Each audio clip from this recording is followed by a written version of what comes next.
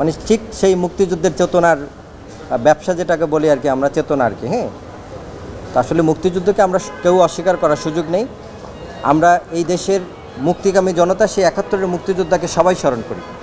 কিন্তু এই ফেজিস্ট আওয়ামী লীগের বা যারা এই মুক্তিযুদ্ধের চেতনার ব্যবসার সাথে জড়িত ছিল, তারাই মূলত ৭১ মঞ্চ নামে একটা তৈরি করে বর্তমান যে অন্তর্বর্তী সরকার ডক্টর মোহাম্মদ ইউনূসের যে প্রফেসর ডক্টর মোহাম্মদ ইউনূসের যে সরকারকে উৎখাত করার জন্য তারা ৭১ মঞ্চ নামে একটা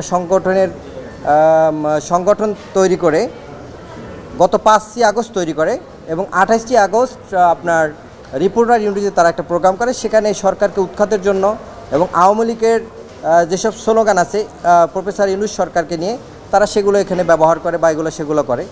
এই সূত্রে সন্ত্রাস বিরোধী আইনে এই আব্দুল লতিফ সিদ্দিকী গ্রেপ্তার হয় গত ২৮ তারিখে। তো ২৮ তারিখে উনি গ্রেপ্তার হয়। যেই আইনে উনি গ্রেপ্তার হয় সন্ত্রাস বিরোধী ৬-2, যার সর্বোচ্চ সাজা 14 বছর। তো আজকে ওনাকে আমাদের আদালত হতে জামিন প্রদান করেন। আর আরেকটা বিষয় আপনাদেরকে না বললে নয়, আপনারা মিডিয়ায় যেটা আসছে, প্রথম আলোতে আসছিল, ওনাকে পুলিশ গ্রেপ্তার করে ২৮ তারিখে, মানে মামলা হয় ২৮ তারিখে। উনি ২৯ তারিখে আদালতেই দাঁড়িয়ে বলেছে যে আদালতের প্রতি আমার কোনো আস্থা নেই। আদালত মানে যে আদালত তাদের সৃষ্টি, সেই আদালতের প্রতি তাদের কোনো আস্থা নেই।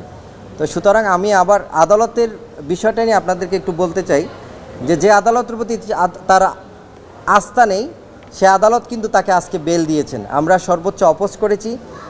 আইনের যে বিষয়গুলো আছে খুঁটিনাটি, তার সর্বোচ্চ সাজা আদালতকে বুঝাইছি, আমাদের বক্তব্য উপস্থাপন করেছি।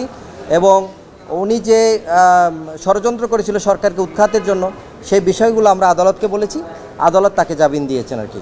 তো আমরা এই জামিনের বিষয়ে আমরা অবশ্যই উচ্চ আদালতে যাব এবং আমরা আশা করি আজকে আমরা উচ্চ আদালতে ওনার যে ফাইল সেটা আমরা ফাইল করব আর কি।